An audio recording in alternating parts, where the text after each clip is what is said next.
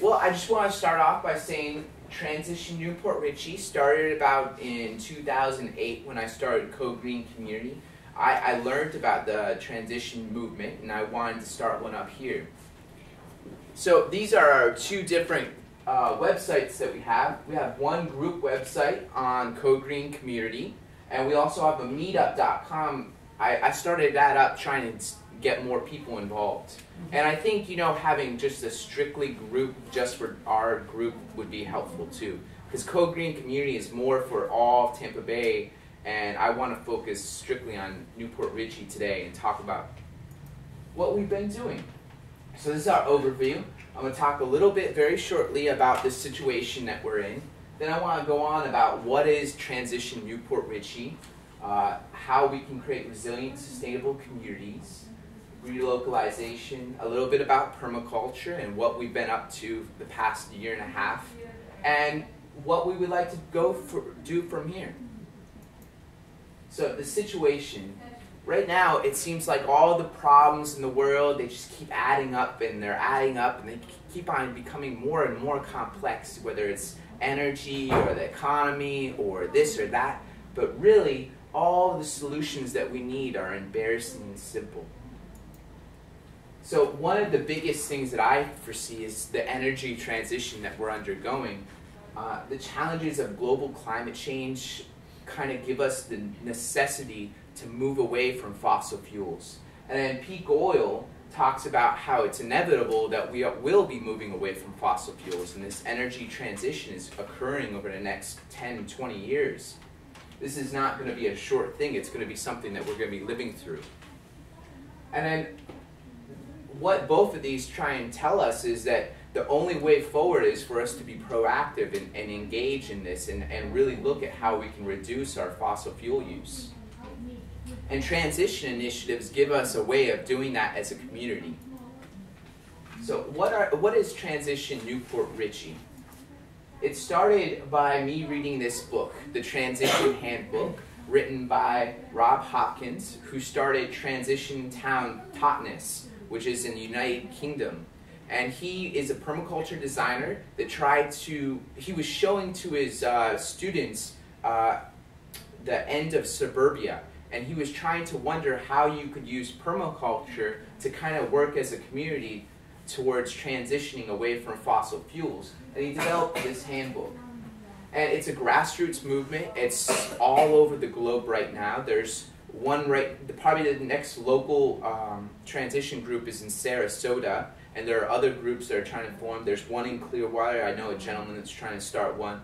There's one in Tampa. There's a discussion group in Seminole that I'm trying to eke them towards going towards a transition group.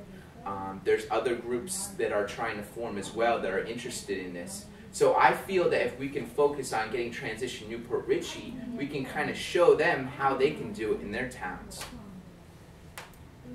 So this is Rob Hopkins' quote. I'll just kind of read it. I believe that a low-energy, more localized future in which we move from being consumers to being producer-consumers, where food, energy, and other essentials are locally produced, local economies are strengthened, and we have learned to live more within our means, is a step towards something extraordinary, not a step away from something inherently irreplaceable. So we lived in a society where fossil fuels weren't around, and there are ways for us to move towards a different society, but still have some of our conveniences and some of our great things that we have built up over the past couple of centuries. So it's all about visioning a positive future. We don't want to have a doom and gloom future. We want to envision where we can go in a positive light.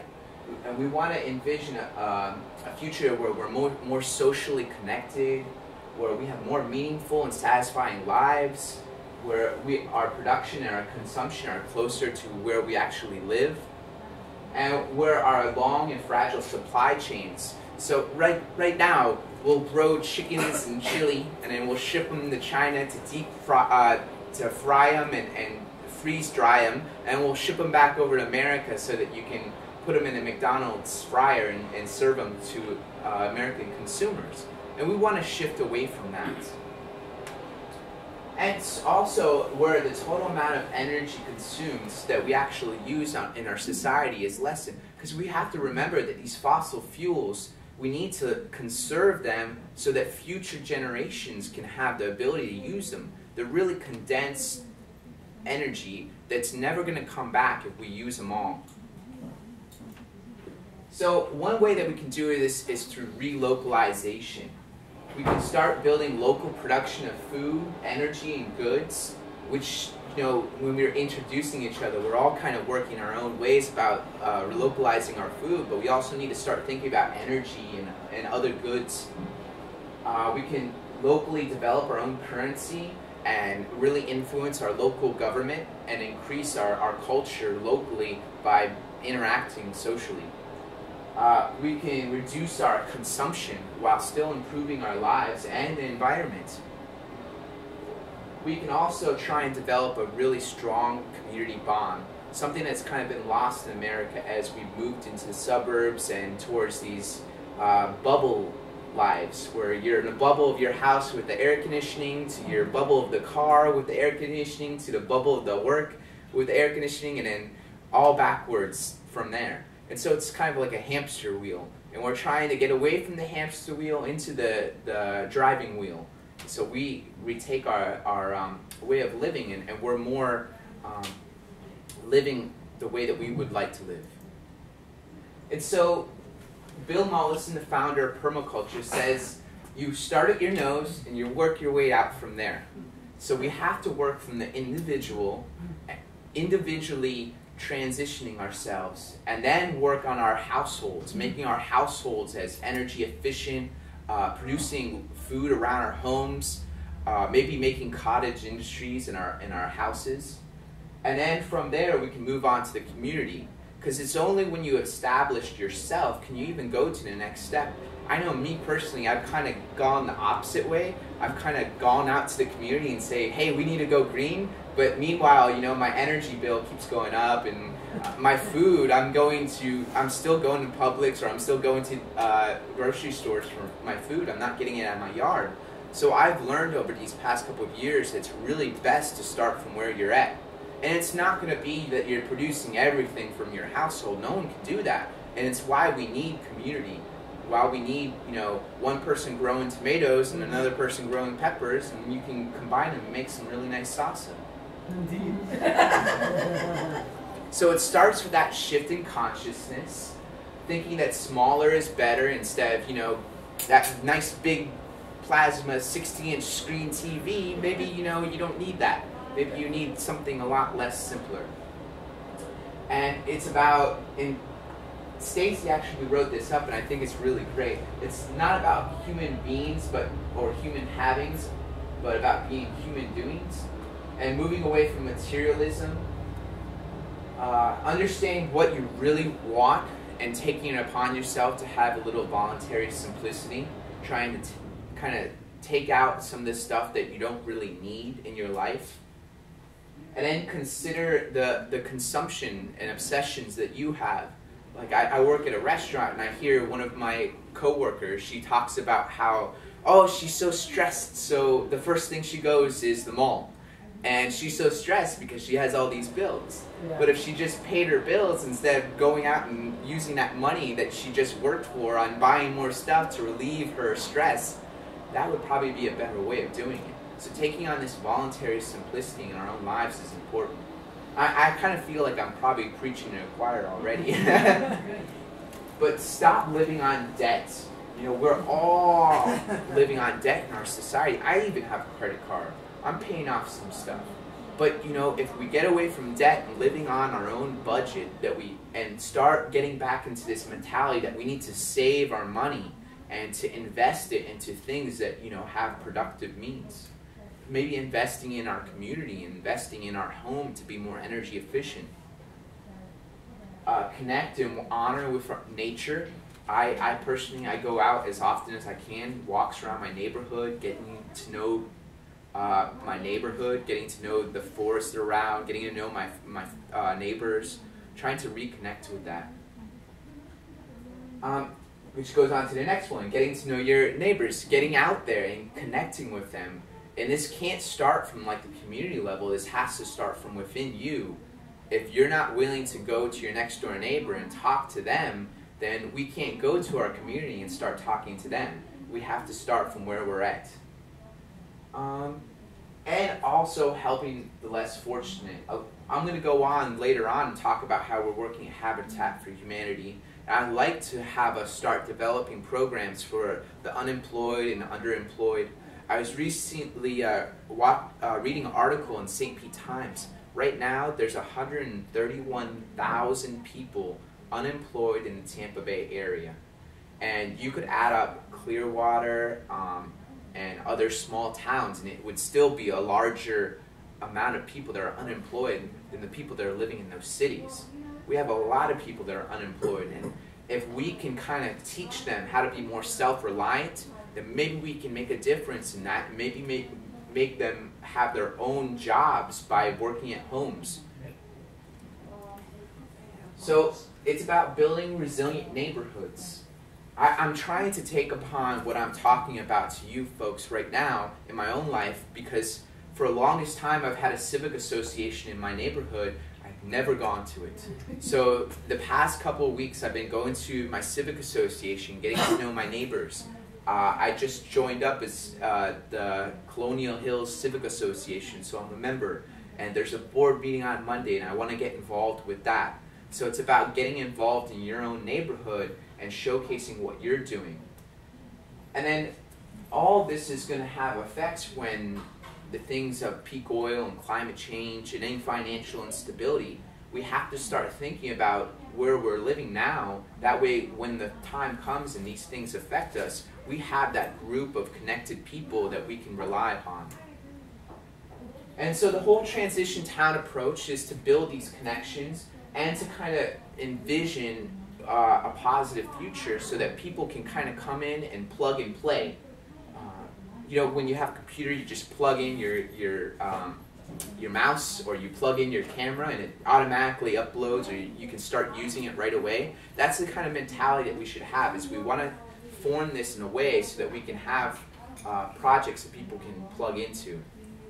So, and lastly, we want to start thinking about how we can plan out as a community, how we can step down our energy use over time in an energy descent action plan. So in a food crisis, where would you rather live? Would you rather live in a suburban lot, or would you rather live in a permaculture garden that has food in abundance everywhere? And I'm going to talk a lot later about this, about how we can start developing this. But this idea of living in a lawn, it just doesn't work anymore. And I think we're all starting to kind of be aware of that. And so it's about going back in time and looking at how our elders used to live.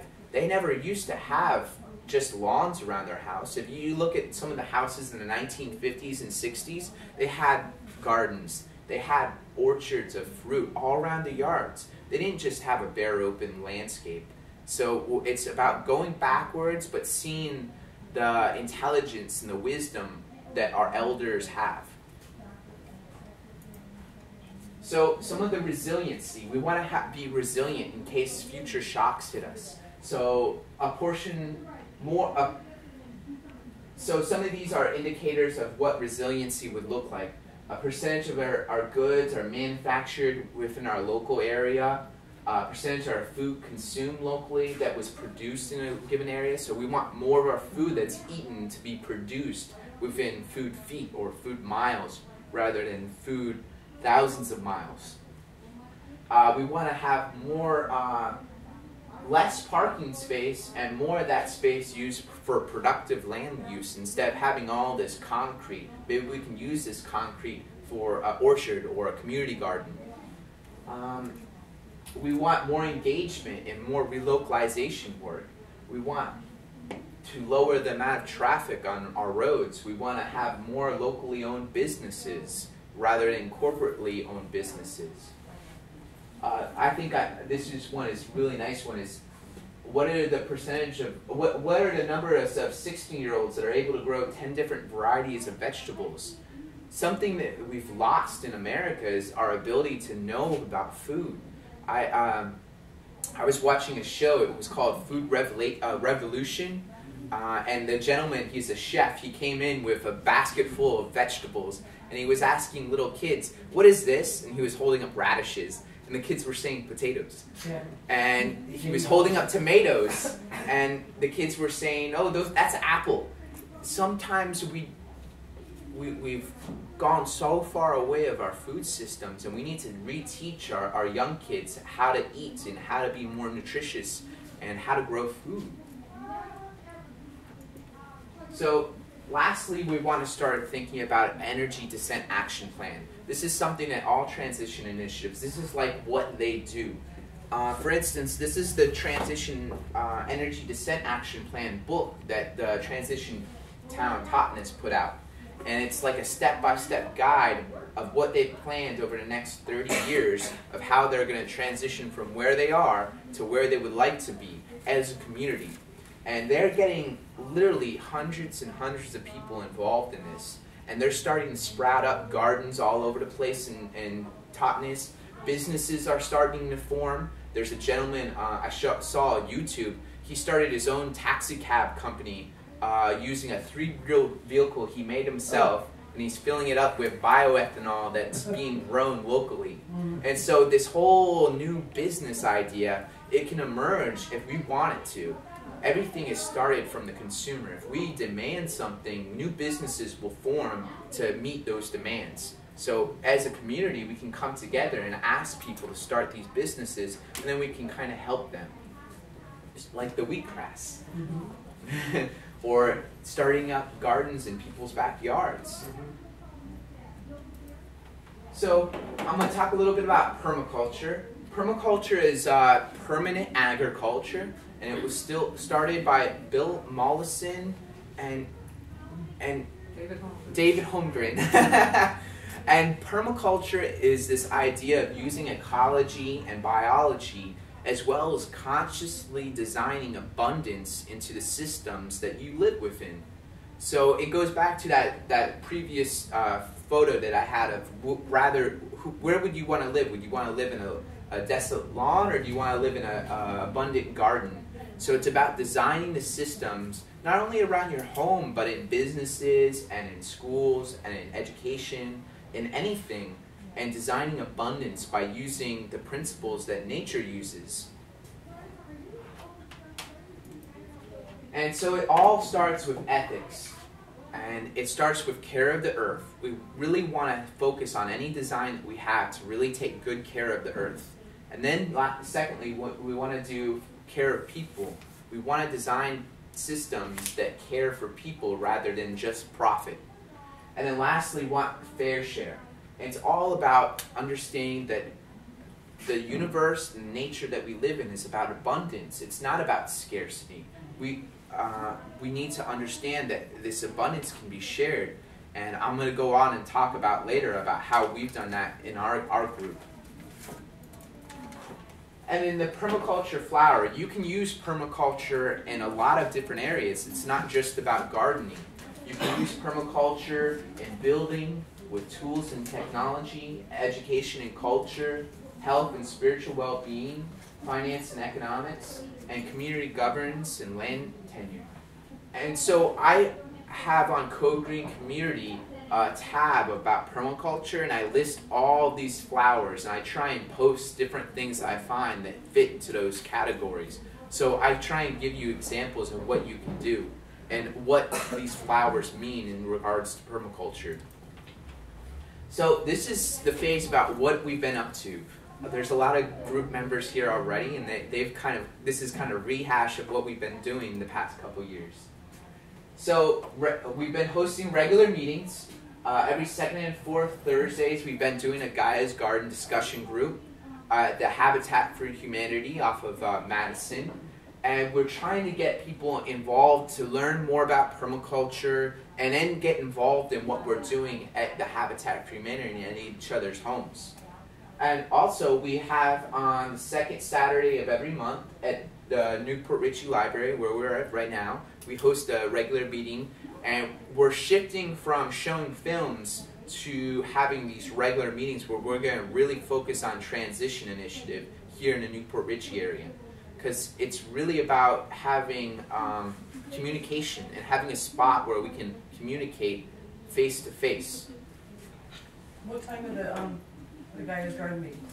Oh, they're at 7 o'clock on Thursdays, second and fourth Thursdays. And we have the regular meetings here at 1, but we have this space open around 12, so I'm thinking about hosting a pre-meeting for people that want to be more on the steering group for our transition initiative. We want to start developing visual practical projects. This is a picture of the Angelus that Richard just came back from. And Barbie, did you just come back from? We didn't go today. Oh. Stacy called me with a headache. We canceled it, and I called Richard. So we didn't go up there this morning. Well, we did a perma-blitz on the Angelus in January of this year. We've also been doing perma-blitzes that I'll talk about later on. But the whole idea is we want to have visualization so people can see what we're talking about. Because sometimes you talk and no one knows what you're talking about. But if they can see it, they can understand it better. So for the past year, here in this room actually, we've been showing films. These are just a couple of snippets. We've shown Fresh, Food Inc., Home, Ingredients, Fighting Goliath, Homegrown Revolution. We've been showing films here, but now we're starting to shift to showing films at Habitat for Humanity. We want to start up local work groups. We have this small group of people that really have been spearheading this and taking on projects. But what we really need to start going is a group of people that are on the steering group that are pushing transition in New Port Richey.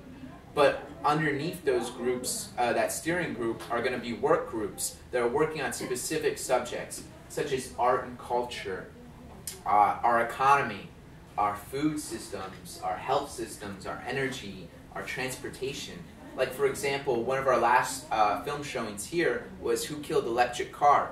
We had someone show up that actually had an electric car, and he took us out, and he showed us how he converted his regular gasoline truck into an electric truck. And so he has a co-op that he's trying to form. So if we can connect and collaborate with him, we can have a group of people that are working on developing ways for our transportation to move towards sustainable ways of transport.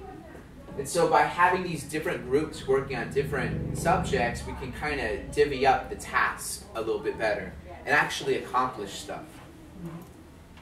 So also at West Pasco Habitat for Humanity, we've been showing these socially conscious films. They've been just starting up in the past 2 months, and it's freed up these Saturdays from showing films to actually having discussions, and we're going to start doing open spaces here and really focusing on transition initiative.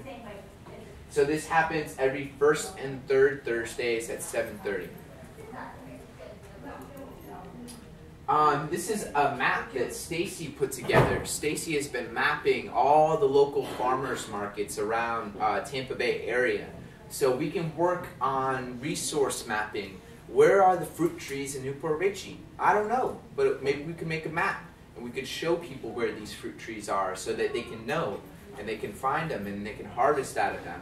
I know when I go for walks around my neighborhood, I see orange trees that are just dropping with citrus, and I know that's something that's useful and that's being productive. It's a yield that we can utilize. So by mapping these resources, we know where they are and we can utilize them. You know, these food bags only want canned food. Yeah. So if you have extra food, you say, gee, my tree is full. Can somebody come pick it? They go, what, are you nuts? Yeah. You know, that's supposed to be for poor people. They should eat just canned. Mm-hmm. People would probably be glad that we went around picking their fruit for them. They get a better harvest the following year. Well, this goes. Yeah. Well, this goes down to the next thing I was wanting to talk about is we want to foster community sharing of food. We want to develop programs, and I think we're already doing that with some of the projects that we've been starting. We've been starting up perma-blitzes, and we've kind of taken a hiatus, but I'd like us to start developing them again in this year. Where we've been hosting perma-blitzes. There's Donna. And then, yeah, it's not kind of bright, and Pam. And we've been doing permaculture method called sheet mulching, where we layer cardboard and compost and mulch and then seaweed, and we layer them in layers, and then we let them decompose and plant plants in them. And then we always try and have food around, because if you've got food, people are always there. So we host a potluck during these perma-blitzes, and it's a great way for us to kind of collaborate and connect and share our cooking skills. So again, we want to share. We want community sharing. We want to work on food security with the perma-blitzes and starting up the community garden and Habitat for Humanity, so we can get people involved. And that idea of plug and play, get people involved right away.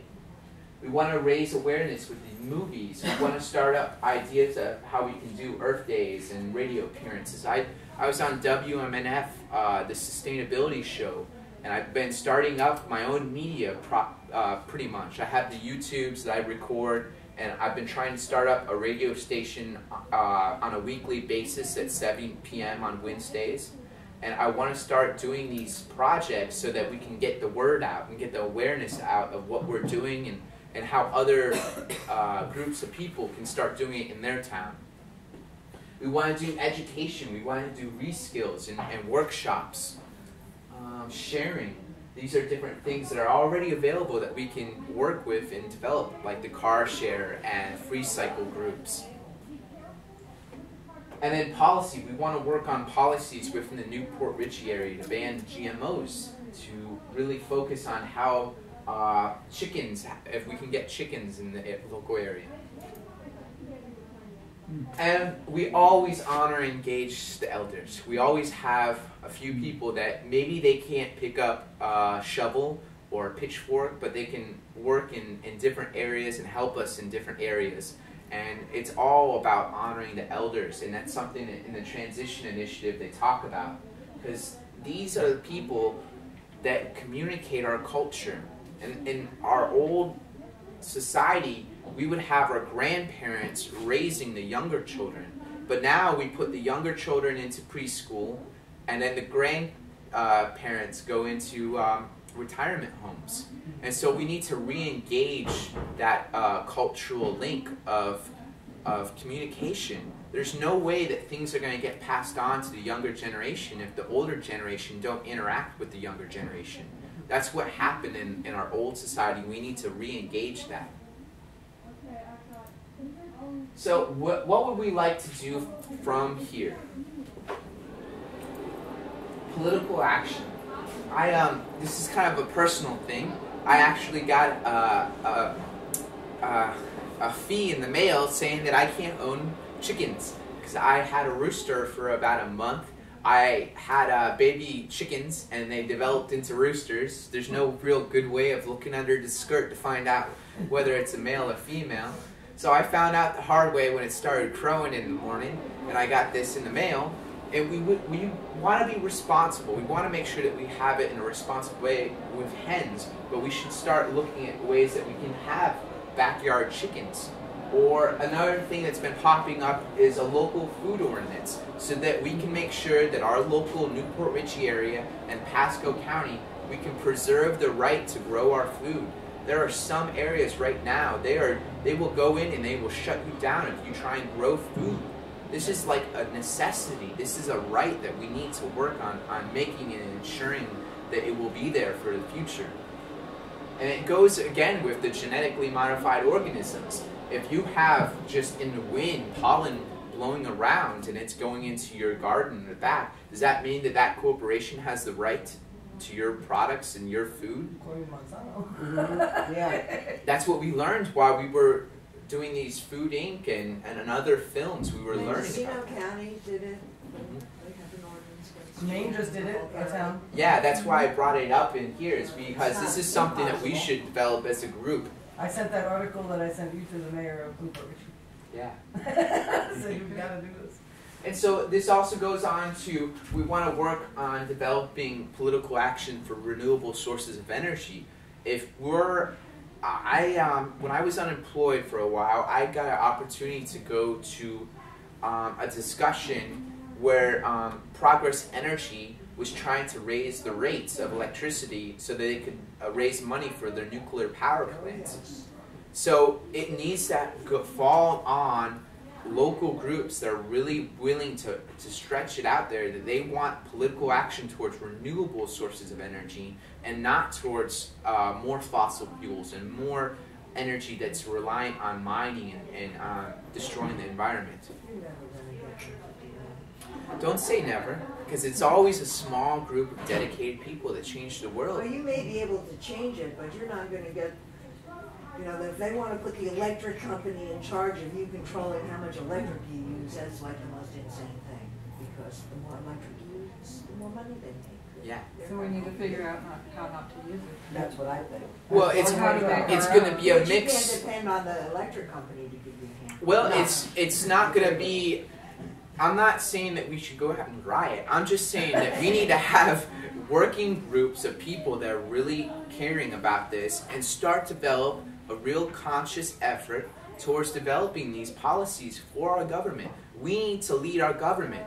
The government doesn't lead us. We need to lead them. That's how our mentality needs to be. No, So I if- understand the government, but you're talking about corporations, and Oh, they're yeah. not going to go along with that. You could put up your own solar, maybe get off the grid, Mhm. but the electric company isn't going to make it easy for you. If you want to put solar on your house, they want you to have $100,000 worth of insurance connected to their grid. Yeah. Well, keep it. I didn't know that. At Well, least this- with LaCouche, where Well, I this am. is why I'm saying that this is something that we need to work on. Mhm. I'm not saying we're going to do it overnight. I'm just saying they put up a net metering law so that you can't connect to the grid because they didn't want you to connect in the first place. But then they put up all these barriers to make it Yeah. not. Well, Not sensible. the whole reason why we have in America this political system is it's for the people and by the people. But the people aren't coming together. There aren't groups of people working on this in local areas. So as a group, we need to work on it locally and work with the groups that are working on a state and federal level. So if we can work on it locally here in Newport Richey or in Holiday or in Clearwater, and we have a whole mass of people that are working on it, and the politicians know that we care adamantly about it, we will move some laws. I'm not saying we're going to change it overnight. I'm saying that we need to start focusing on it and start looking at it. And that's why I said that we can work in different work groups on this project. Because I don't know much about energy, but I know about gardening. But I know people that know a lot about energy, so if they can work and we can work together, there are things that we can do. Oh, there's a lot of things that we could do. Well, I'm just going to move on. All right. Oh, please do. Develop a local food guide. This is something that Transition Sarasota has been doing. They've been having a food guide where all your local farms are, your local farmers markets, groups of people that are working on projects where you can get local food. I think that's something that we can kind of promote and put together as a group, and it would be a way to kind of get people involved. Develop a local currency. This is something that can help as in the short term with ideas of time banks where you can use your volunteer hours and you can trade your volunteer hours for someone else's volunteer hours, but it can slowly begin to develop into a local currency, such as in Ithaca, New York. They have a local currency where all the local shops use this currency, and you can use it just like a regular dollar. And also a local currency started in Berkshires. Berkshires? Okay, yeah. So Berkshires are the same idea of a local currency where you can have this currency and it's equivalent to a dollar, and you can trade it. And so the whole idea of this is building resilience, but also helping our local businesses. Because you won't use those local dollars at Walmart. You'll only be using them at these local businesses. And so you're going to be feeding these local businesses. But also when people hear about these local currencies, they want to be a part of it. Because they understand they understand the idea and the methodology about it, but there's nothing in place. So we want to build the project so people can plug and play and get involved. People are more willing to get and purchase local currency than they are to start up a local currency. So as a group, we start this process up, we can get people involved. And this is also something if there was ever a problem with the United States American dollar, we could use this locally to help prepare resilience and to still use trade and barter. Local transportation. This goes again to what I was talking about with the local electric car co-op. If we can work on our local transportation, there aren't a lot of bike paths in Pasco County. We can work on that, getting bike paths at least, so you can ride your bike to anywhere in Pasco. In Pinellas County, there's bike paths everywhere. You have the Pinellas Trail that you can go from North Pinellas all the way down to almost St. Petersburg. So there's no reason why, as a group, we can't develop local transportation and thinking about that. And again, the biggest thing right now, I think, is a high-speed rail system. Why aren't we working on getting it back? You know, this is not done. I'm not going to give up. I want a high-speed rail system. We need some. You need a high-speed rail that goes from Tampa to Orlando? Yeah, it's a Or start. can go to It's a start. Disney World? Well, it's a start. It's a start towards investing towards something bigger. Because I don't feel that this car culture that we have is going to continue. We need to start developing ways of looking at alternatives. It might not be overnight. Like I'm saying, we can start talking and discussing about this and working on alternatives. It could be buses. It could be personal, private corporations working on taxi cab services that are more high-tech or use more energy-efficient hybrids instead of gas-guzzling cars. It's about thinking about this. It's about consciously designing it. In Berkeley, back in the 60s, there used to be a group called the Provos, and they had about, I don't know how many hundreds of bikes, but people were just like, they would leave them tied up on the street, and if you needed a bike, you get on the bike, take it to wherever you're going, park it. It might or might not be there when you get out, because somebody would take it somewhere else where they wanted to go. Yeah. All over San Francisco. It was pretty interesting. Worked for a while. And so the other thing that we're kind of working on, and this is happening all over the Tampa Bay area, is the idea of reskilling. We've lost a lot. Like I said, with the kids, some of these kids, they don't even know the vegetables and different things that they're using. I don't know what that is. Is that a hair dryer? So the idea of reskilling is we can relearn some of the skills that we've lost, like preserving food and raising bees or raising fish, tilapia. So these are some of the ideas of workshops. There's a lady that's doing keeper workshops where you can learn about natural soda. She's also doing soap making, natural cleaning.